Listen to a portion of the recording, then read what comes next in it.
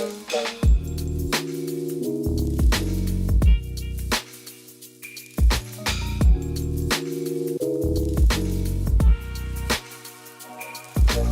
everyone, welcome back to Wix Fix. I hope you're having a fantastic day. My name is Ryan, and today's video is another episode of Wix Principles, the series where I show you the basics of building a website in Wix. For today's video, we're going to be focusing on different types of pages that you can have on your Wix website. Let's go ahead and get started. So here we just have a basic website, but if we come over to Pages and Menu, you're going to notice that we have right here, Site Menu. Underneath that, we have our home page. So over here, we can of course just add a page. Now down below, you're going to see that we can add store pages, booking pages, blog pages, pricing plan pages, and even dynamic pages. Now we're going to get into this stuff a little bit later, but what we can do up here is to add some basic pages, and each one of these has different pre-designed pages that you can choose from. If you don't want to use one of these, you can of course just add a blank page. And once that page is added, the site menu will come back up, and of course you can name this. So maybe we wanted to design our own about page, and we can go ahead and press done. And this is just going to be a basic page for our website. One thing I do want to note is that you can only have 100 pages on your Wix websites. Now I have seen some comments, whether that be here on the channel or just different Facebook groups about Wix. I've seen some people make comments about how they're getting close to those 100 page limit. And to be honest, if you're using your pages correctly or using dynamic pages and stuff like that, then you really should never come close to that 100 page limit. In fact, if you are getting close to that, you're probably noticing that your load speed for your website is probably slowing down quite a bit. So later on in this video, I'm going to show you how to create dynamic pages that will hopefully help you out quite a bit. But regardless, here is one of our basic pages. If we press this 3 dots, we're going to have a bunch of different options. So if we just press settings, here is what we're going to notice. So right here at the top, under page info, we can go ahead and change the name of the page. We can hide it from the menu if we wanted to. We can set this as a home page. And under advanced settings, we can manually control caching. Next to page info, we have layout. So here we have the standard layout with the header and the footer, but we can also turn that off for certain pages if we wanted to. Typically, it's good to have this on for 99% of your website though. Next to that is permissions. So right here, we have 3 different options. The first one is everyone can have access to this page. So this is just a public page. So something like the home page and the about page should probably be a page for everyone. Next to that is password holders. So if you have a secret page that you're sharing with only a select group of people, then you can set a password and share that password with them, so only those specific people have access to that page. And last but not least, we have members only.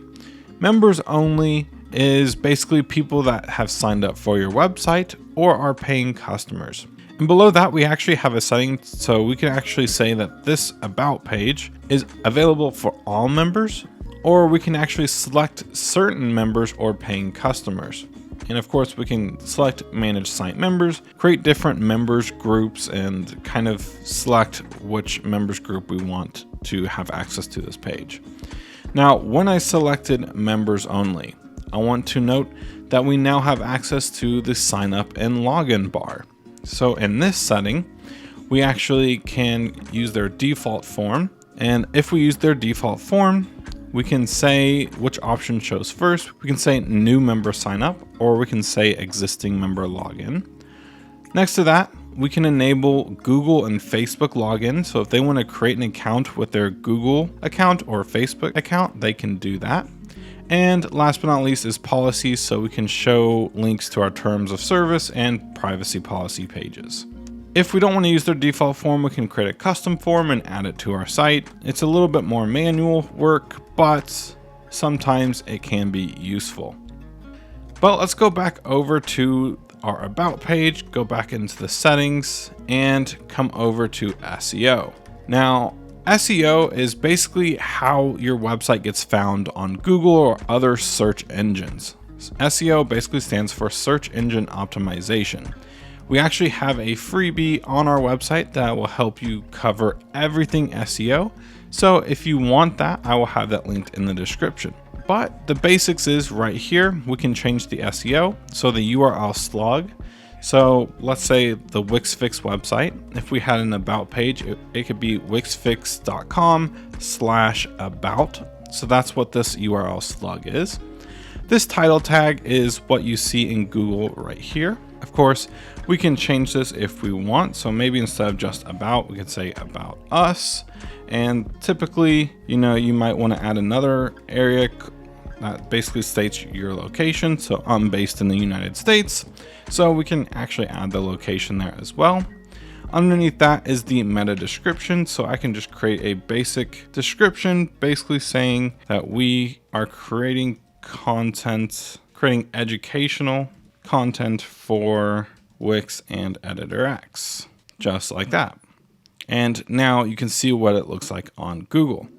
Underneath that is an option to let search engines index this page.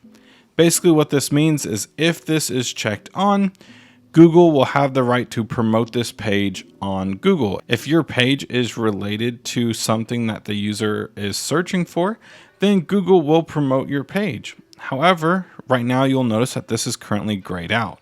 And that's because in the permissions, we have it set to members only. We don't want Google to promote a private page, so we need to make sure that this is set to a public page, and then we can come over here and check on the search engine indexes page. Advanced SEO is kind of where things get a little bit too advanced. I'm just going to kind of skip over this, but you can really get into the nitty-gritty of SEO. But if you're not really too familiar with all of this different stuff, you can hire someone if you really feel like you need it. And last but not least is social share. So right here is basically what you would see if someone shared your website page on social media. So for example, this is kind of what it would look like on Facebook. And something you will notice here is the title and the description are both pulled from your SEO. Of course, you can customize it further here if you need to, and it won't change the SEO that you already did. It will just be custom for this. But one cool thing is we can actually add an image here.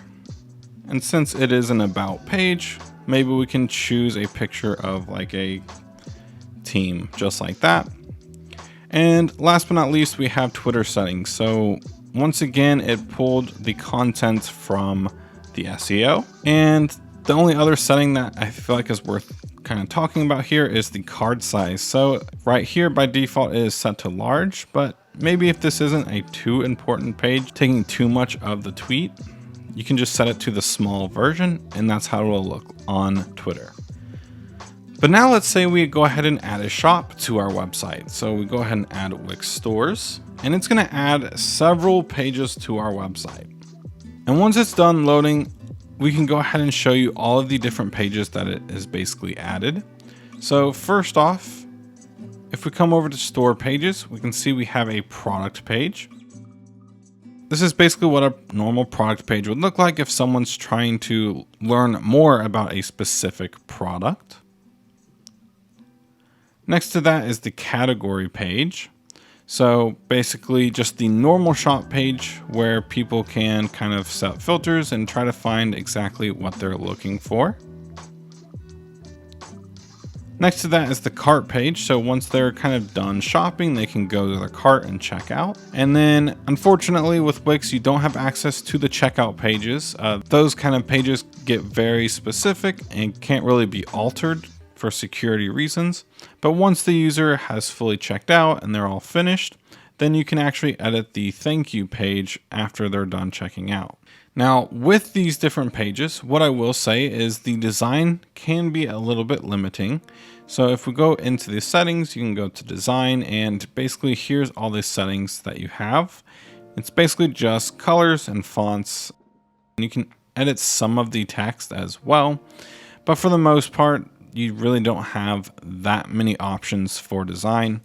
But I will say this is basically all you really need on the page anyway, and the design is perfectly fine. And the options for the design for this specific page is perfectly fine. And because we added the store, Wix also automatically added members pages. So when people purchase a product, they have to create an account. So they have an account page. If they actually go through with the purchase, then they can view their purchases on the My Orders page. If they bought a product where they had put their shipping address, then they can go to their My Addresses, and they also have My Wallet. Now, of course, we can add a members page as well. We can create custom pages, we can add profiles, we can add public or private pages. We can add a profile page if they want to create like a profile on your website, or you can even create custom pages. So we can create public ones. So if you want to create like a community on your website, then people can sign up and then maybe post things in forums and stuff like that, and then have like a public page. Or you can add private pages. So things like if you want to create your own custom orders page, or maybe a wish list page and stuff like that, you can do that with the private pages here. But now let's say we wanted to add a blog to our website. When we add the blog to our website, again, it's going to add several pages.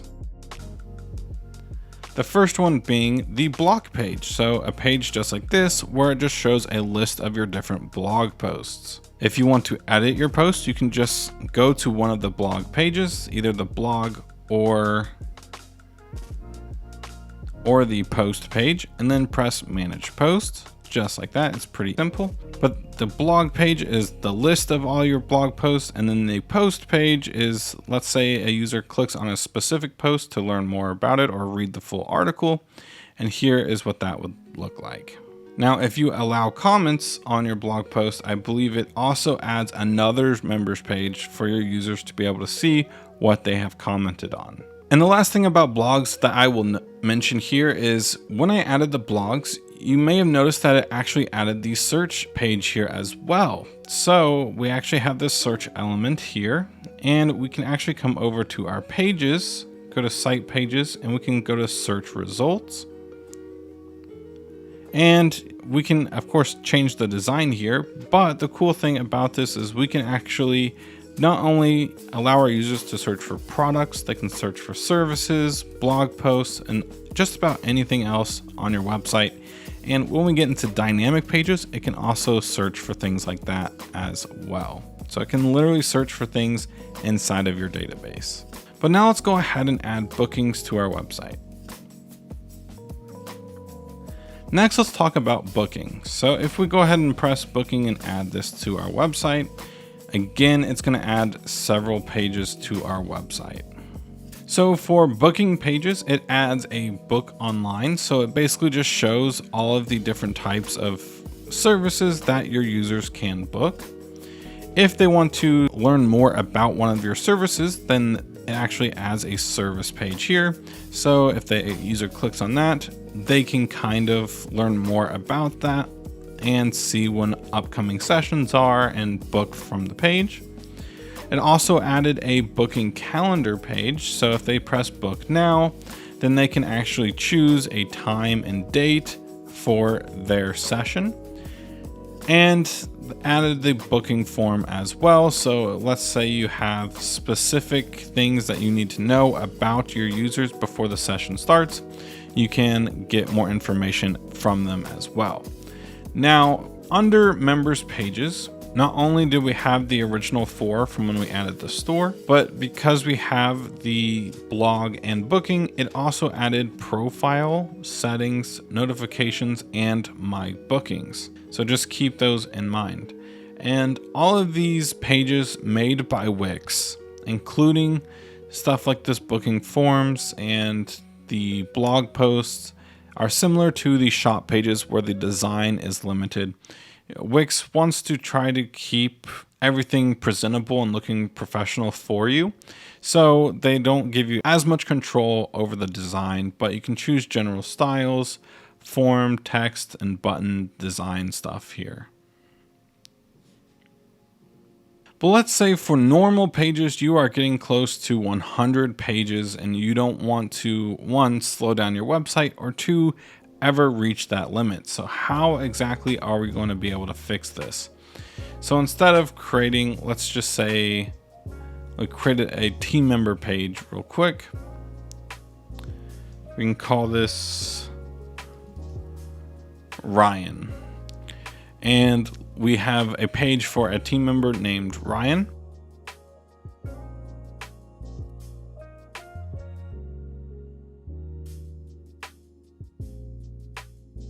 So instead of creating a brand new page for each one of our employees or team members, we can use something called the Content Management Database. So over here, you'll see a little icon for Content Manager. If we press on this and press Add to Site, it's going to add the Content Manager to our website. And basically what the Content Manager is, it's basically a database or even like a spreadsheet that allows us to create dynamic pages to fill out content on our website without actually needing to create pages for individual items. For example, if we start with a preset, we can come down to team members and we can add this to our website. Now it's going to add the dynamic pages here for us, so we don't actually need to do anything. But if we come back over to Content Manager, go to Collections and open up our team database. Here we are going to see basically a spreadsheet with a bunch of information. So once we fill in all of this information, which we can create our own custom fields if we want to, we don't have to use Wix's preset design here. But once we fill out that database, then we can actually come over to the database, come to collections, and we can create a dynamic item page and even a dynamic list page. Now, because we added a preset, it already added one of each of these for us. So we don't need to customize it ourselves. So we can actually come over to pages, come down to dynamic pages, and we'll see the team collection right here. So if we go to team all, you're going to see it's basically kind of like the blog page, right? Where the all is a list of all of your different team members from the database. And then the team name, this page is going to be for a specific person on your team. But the reason that this is so cool is because if we take a look at our pages, this is only 2 pages. But because we have 6 different team members in our database, the database creates 6 pages from our 1-page design. So even though we only have 1 page, the database turns this into 6 pages. And if we have a larger team and we add more than 6 people in the database, then this will continue to create pages for each one of our team members without it counting towards our limit on Wix. So this is the reason that the content management system and dynamic pages are very useful. So you don't have to actually bog down or slow down your website with a bunch of custom pages. You can just use dynamic pages for content that's going to repeat itself. This is kind of similar to the blog, where each post technically uses the same design here. The only thing that's different is the content inside of the post, but the design is the same. Same with the store product page. Every single product page is going to have the same design, but the product and information inside of it is going to be different. So the store and the blog and certain other apps within Wix kind of use dynamic pages by default. But it's really cool that Wix gives us the opportunity to create our own dynamic pages in our own collections to do the same exact thing without having our website slow down drastically.